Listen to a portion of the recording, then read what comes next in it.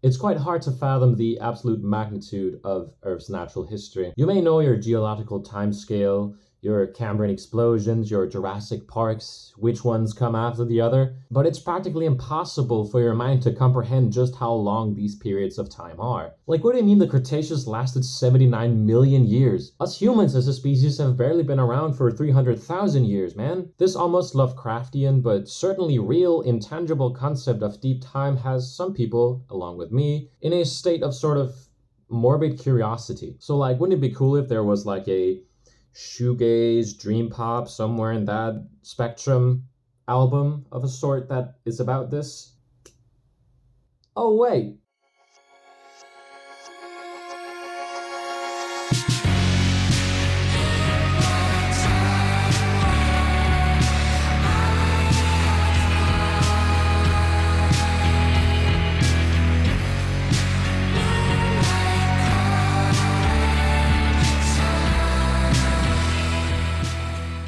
Ceres and Calypso in the Deep Time is the third and last studio album from American dream pop / shoegaze band Candy Claws. The band was formed around 2007 by Ryan Hover and Hank Bertholf, who had a shared love for natural history and similar musical interests. Joining them is who I think is Ryan's wife? Karen Rover? The details are kind of finicky, so let me know if I got something wrong here. Either way, they made their debut album in 2009.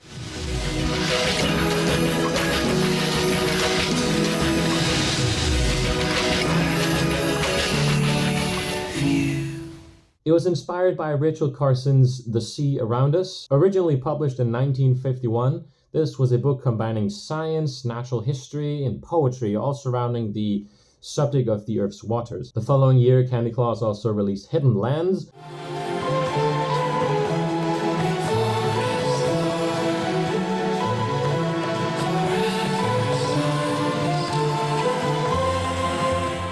which was similarly inspired by Richard Ketchum's 1970 book, The Secret Life of the Forest, whose title is rather self-explanatory, I think. It would then take them 3 years to conjure up their next project, and it did not disappoint. Ceres and Calypso, in its most basic terms, is a concept album about a girl and a magical seal traveling through the Mesozoic era.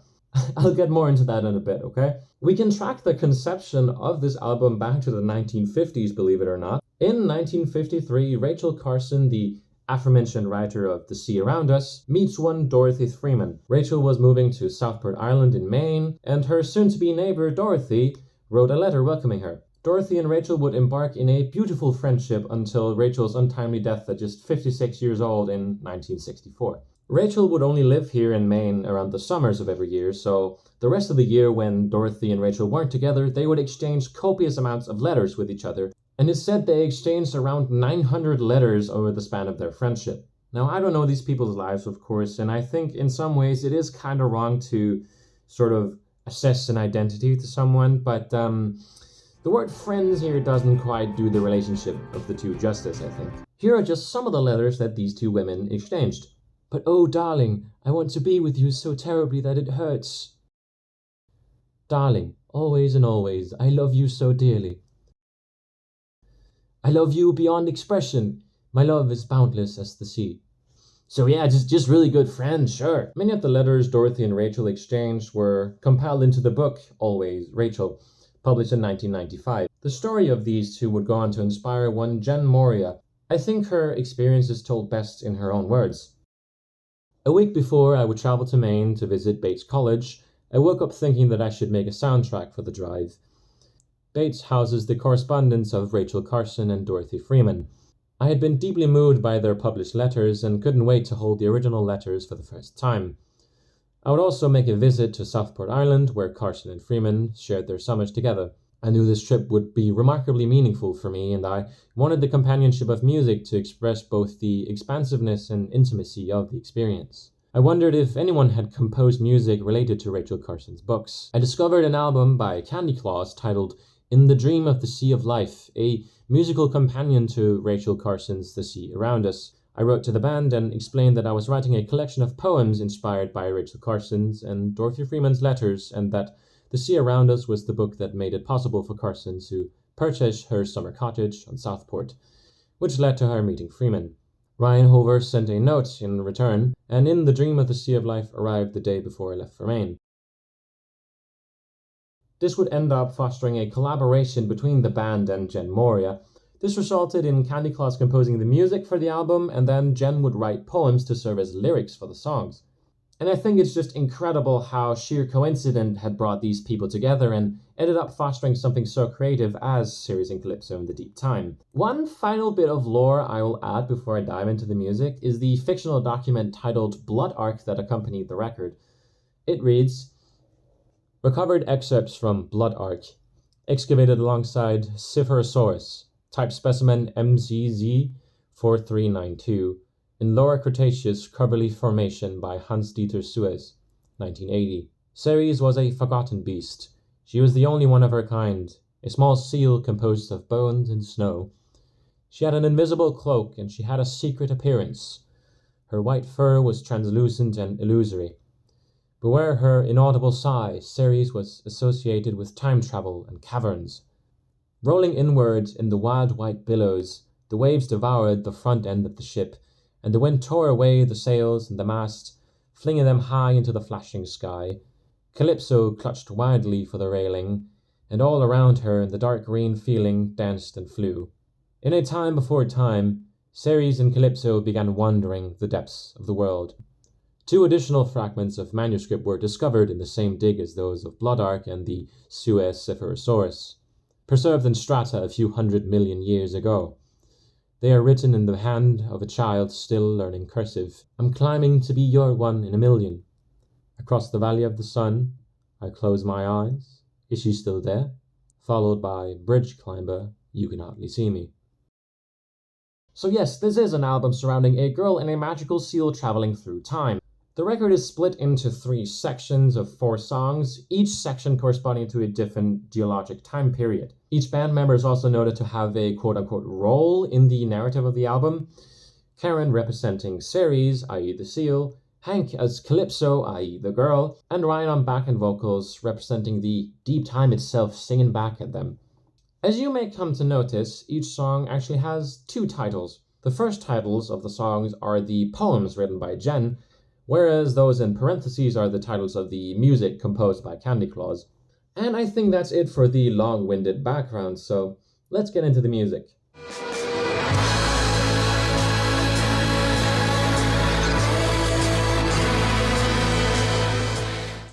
Our journey begins in the Triassic period, beginning around 250 million years ago. The Triassic is what followed the Permian extinction, colloquially known as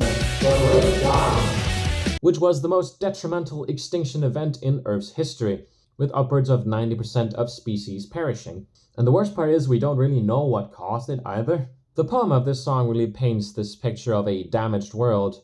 The nature of the vocals on this album make them hard for me to show you like I usually do. Partly because you can't hear what they're saying at all, and also the words are very drawn out, so it would take... I would show you the entire song to just show you the lyrics, basically. So instead, I will probably simply narrate them if nothing else is possible. Wild wind, hidden lands, parched riverbeds, harsh desert land. We listen for the water's edge. The main survivors of the Permian extinction were amphibians and something called archosauromorphs, meaning things like crocodilians and things that would go on to become the dinosaurs, actually. Hence the line of listening to the water's edge, since that's where life began to re-emerge from. Earth recovering, 20 million years, in silent time, strange new life will appear.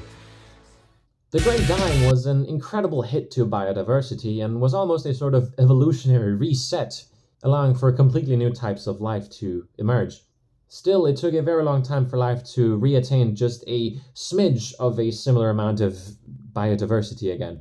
North and South poles, green flow of trees, land drifting toward water, lands drifting towards land. The extinction event would also leave Earth with a considerably warmer climate, allowing life to spread to new frontiers. The Triassic started out with harsh desert landscapes, but as Pangea began to drift apart, the climate gave way to more humidity, giving much more vibrant plant life. And this is just the first song, guys. Whether you like it or not, you're going to learn a lot about geological history and paleontology, so buckle up. Also, this song is sung entirely by Karen, aka Ceres, or the time-traveling seal. I view this song as Ceres sort of introducing Calypso to this very pivotal moment in Earth's history. Ceres is sort of the Virgil to Calypso's Dante, if that makes sense.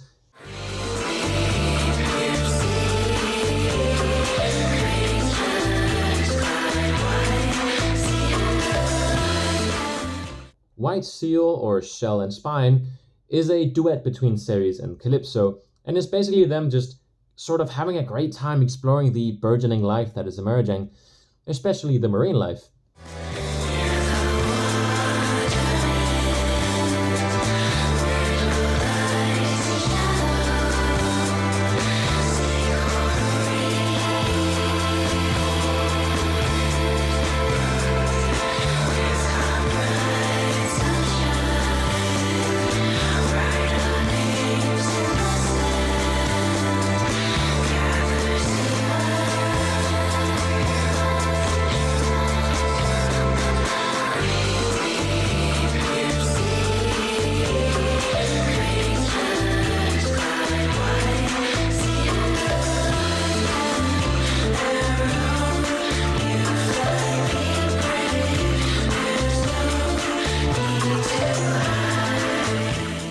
Ceres and Calypso flash forward a bit further into the Triassic period. Corals were one of the life forms hardest hit in the permanent extinction, but now they're beginning to flourish once again. The Triassic was also a time when marine reptiles would grow to incredible sizes. This is around the time that plesiosaurs emerged, these Loch Ness monster-looking things that actually existed at one point, and also ichthyosaurs who, despite their likeness to sharks and dolphins, indeed are reptiles. The largest ichthyosaurs grew to a size rivaling that of living whales today. The poem also mentions turtles who actually emerged around the Triassic period. Specifically, this could be referring to the then newly discovered Proganochelys being the first evidence of a turtle with a developed shell. But don't hang me up on that, because turtle evolution is apparently a very dramatic subject. Alternatively, it could be alluding to Henotis, this weird-looking thing that is similar to a turtle but actually is not one at all.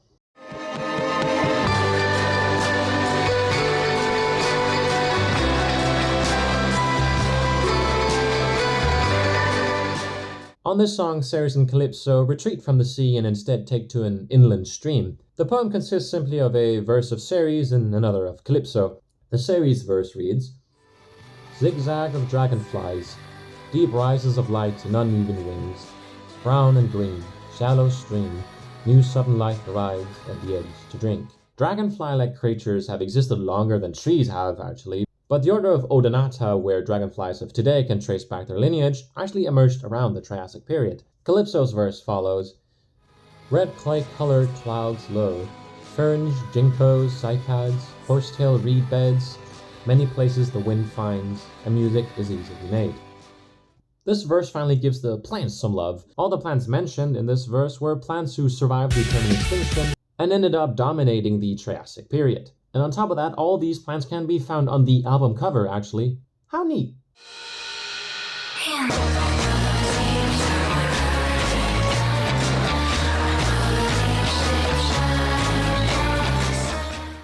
Now for the last of the Triassic songs. I briefly mentioned Pangea before, but let me get more into it for those who maybe don't know about it. During the Triassic, the world's landmass mainly consisted of one supercontinent named Pangea, basically meaning all land. The world right now may consist of several continents, but back then they were all just one giant landmass. Towards the end of the Triassic, however, Pangea would begin to split apart due to good old plate tectonics. Anyways, the poem of the song says as follows, "I carve a heart around the sea, on the trunk of the tallest tree. I would miss so much of the world without the way and all you see. In the deep time, my dear one, I'm a leaf-shaped shadow, you're the sun." I see this as a sort of declaration of love between Ceres and Calypso. Like Calypso drew their names in the sand, she also carves their common initial in the tree with a heart around it, and it's all just so cute. I think maybe there's something to the phrase Pangea girls as well. Given the knowledge these lyrics have shown so far, I want to assume it was intentional, but Either way, Pangea is often described as having had a C shape. So they're Pangea girls, both with C's in their names in this C-shaped continent. It's a neat detail if nothing else. And with that, our voyage has made it through the Triassic period.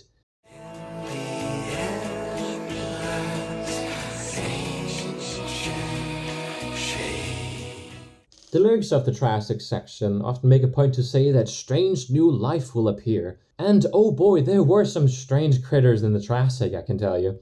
Like Drepanosaurus. Is it a chameleon, a lizard, monkey, hybrid?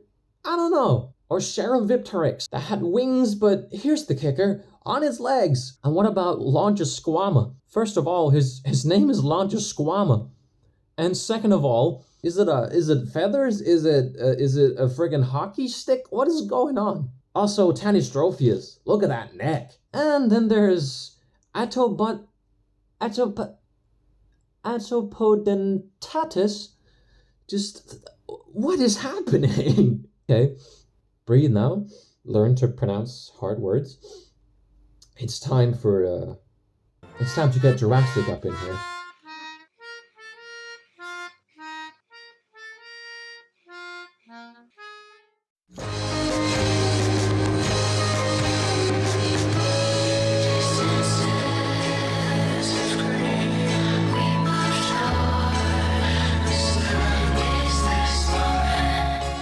Around 200 million years ago, at the end of the Triassic, there was yet another mass extinction. Although not as devastating as the Permian extinction, it still saw around 70% of Earth's species go extinct.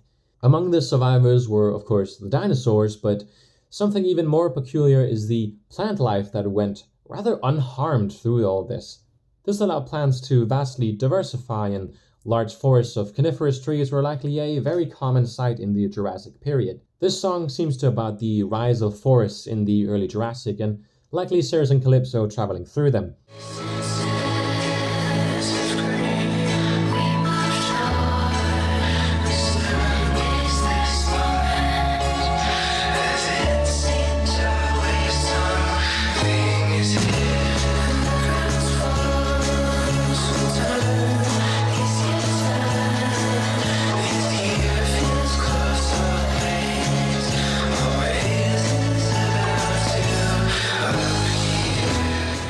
The playful nature between Ceres and Calypso in this song is adorable as always, with them finishing each other's sentences and just bouncing off each other nicely. I definitely think it's a rather overlooked song compared to the rest of the record, actually.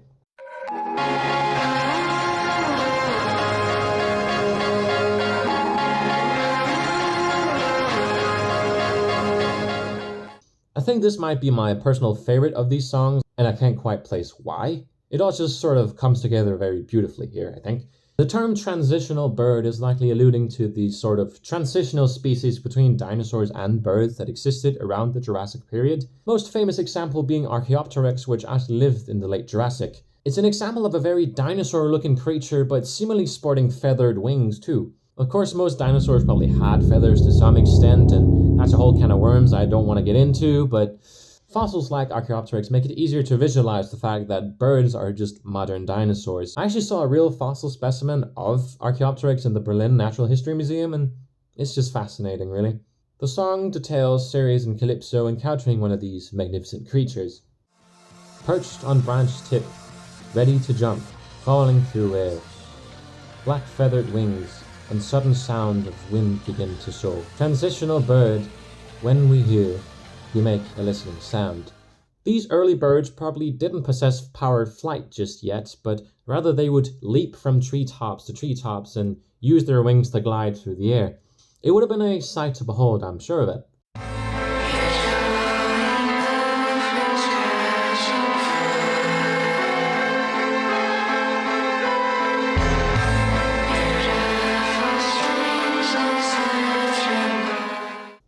I think it makes sense to just sort of read the poem in full here first, so hold on. Huge flowing movements, crashing footsteps, beautiful strangers, earth trembles under. Forest edge, trees in motion, sun is gathered 200 million years ago. Now this is a dinosaur song, alright? And also about ferns. Another encounter between Ceres and Calypso, and this time with some large dinosaur. From the way it's set up, I think it's perhaps could be a sort of giant sauropod, such as a brachiosaurus. In general, the sound of this song really catches the absolute awe it would be to see such a creature. And on the topic of ferns, in the Jurassic period, ferns were rather abundant. So I don't doubt that fern prairies were a real thing. All I know is that there's a biome in the video game Saurian named Fern Prairie, so it must be accurate, right?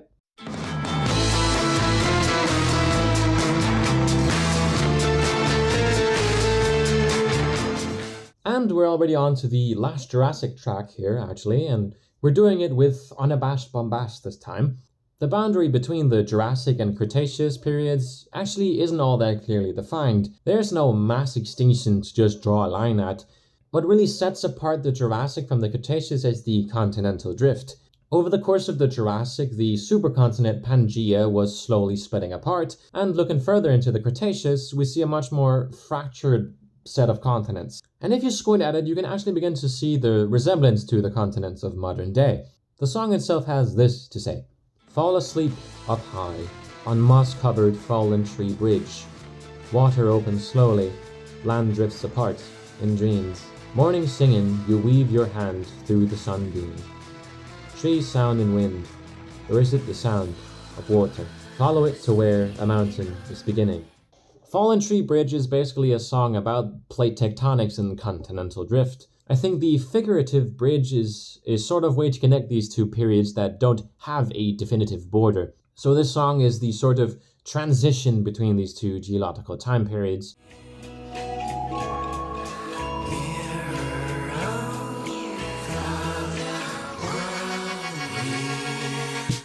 Do you really know what dinosaurs looked like?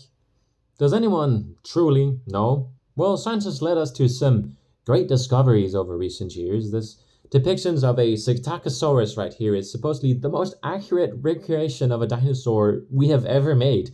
Thanks to some well-preserved fossils and some weird color science, we're pretty sure this is exactly what this little guy looked like. Isn't that cool? I just love this little strange-looking guy. I mean, underrated dinosaur if you ask me. Anyway, how about we fast forward into the Cretaceous period now, starting 145 million years ago.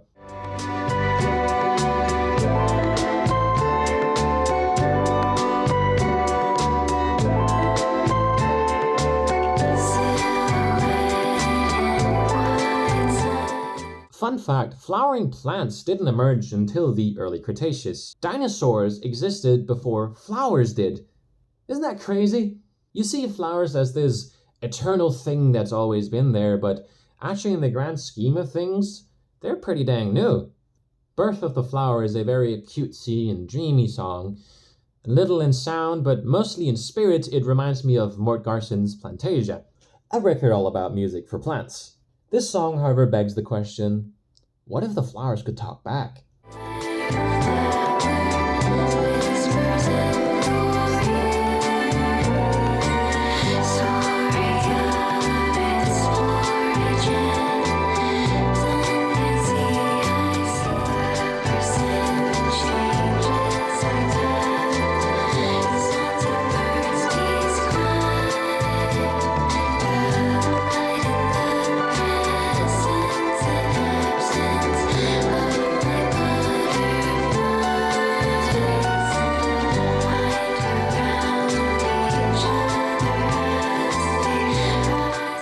Very peculiarly, they mention Sundance Sea, which was an ancient sea off of the coast of North America at the time. With continental drift, it ended up disappearing, however.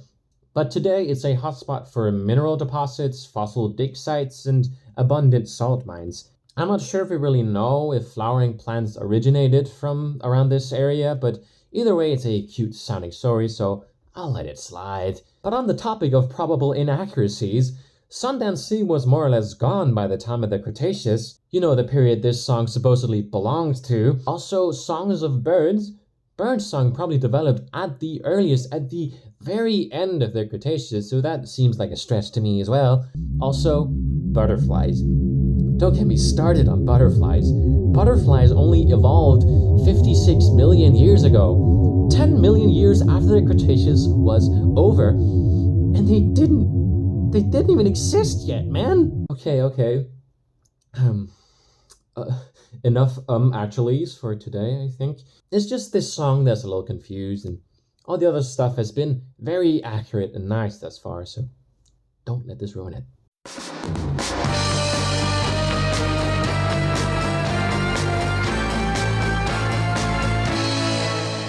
Illusion has this interesting structure where Ceres and Calypso sort of intertwine their words with one another. Ceres may start saying one word and then Calypso jumps in, or maybe Ceres says just one syllable and then Calypso the next, and so forth. The song itself seems to be all about eggs. Morning begins inside the flower. An abundance of new life emerges. Each hour on land, in water, and air. Circles of eggs in mud mound nests, with gentleness are protected, warm underneath rotting leaf heat. As you probably know, dinosaurs, along with pretty much every other creature at the time, laid eggs. They would especially do this in forests and more so raise them in the shelter of the woods. Fossilized actual dinosaur nests have been found, and evidence suggests that at least some dinosaur species were quite attentive parents, being very protective of their young. So Illusion is just a sweet song about life starting anew.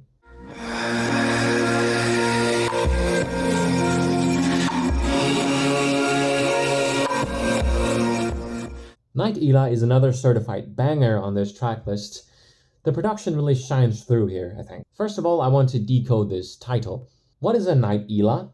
From what I could find, the term Ela is another name for a specific genus of moth. And I got skeptic there because they were just talking about butterflies before. It turns out moths are actually pretty ancient compared to butterflies, and they actually emerged already in the Jurassic period. So I figured the lyrics are almost from the perspective of the moth, or it could also just be Ceres and Calypso observing the moth. The poem reads like this. Hiding beneath the leaf, listening to strange calls. The space around us grow vast the closer we are. Make of that what you will.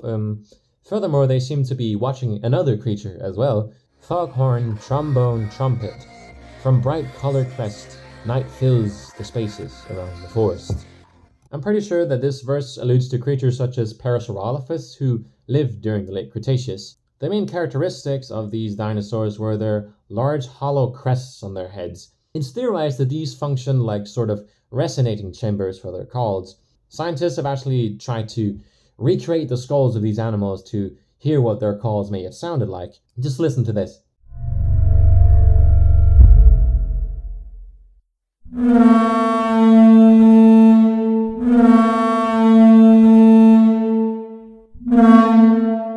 Not unlike a foghorn or trombone, huh? God, dinosaurs are cool. Side note, did you know that there was a theory that Parasaurolophus could breathe fire? That's very strange. Who thought of that?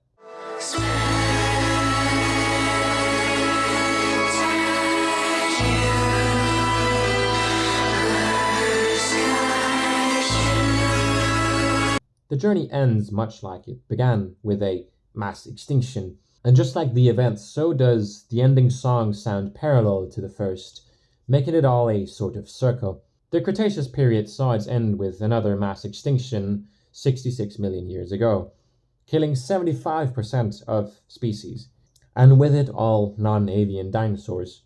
This apocalypse is clearly depicted in the poem.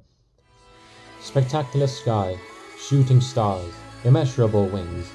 We could not look away to see the other sea. Crackle of volcano, lava flow, ash cloud lightning flash. We were so far from home.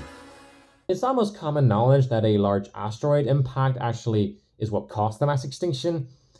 Around the same time, however, volcanic activity also started increasing a whole lot, and all this in combination led to another catastrophic event. The song ends with the line,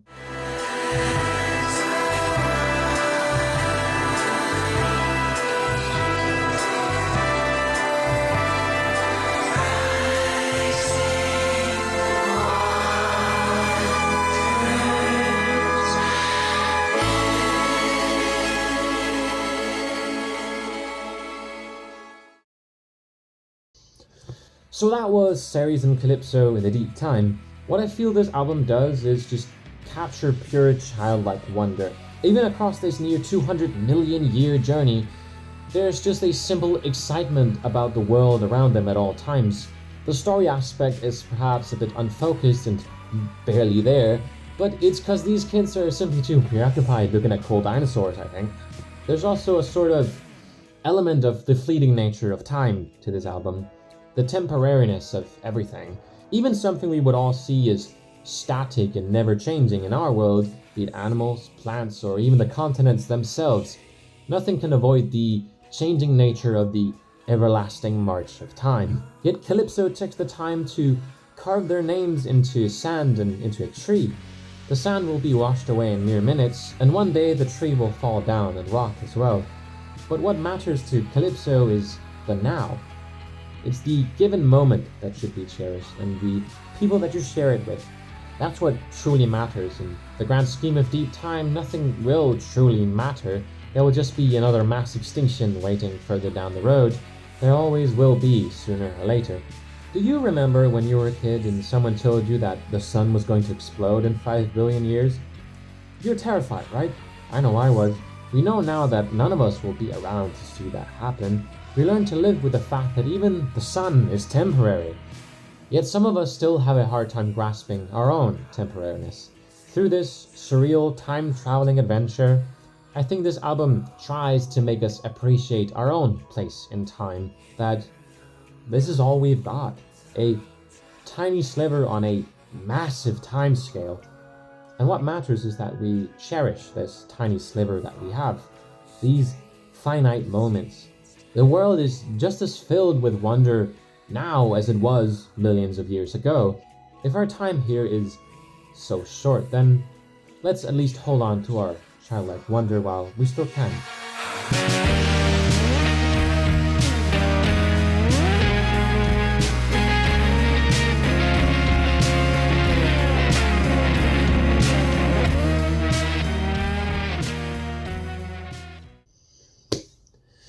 Alright, that was it for Ceres and Calypso in the Deep Time. A Mesozoic field guide in the form of dream pop. I love this album so much. I hoped I could have got the vinyl for it to show you, but that shit cost way too much than I'm willing to give for it, so this is where I'd put my Ceres and Calypso vinyl if I had one.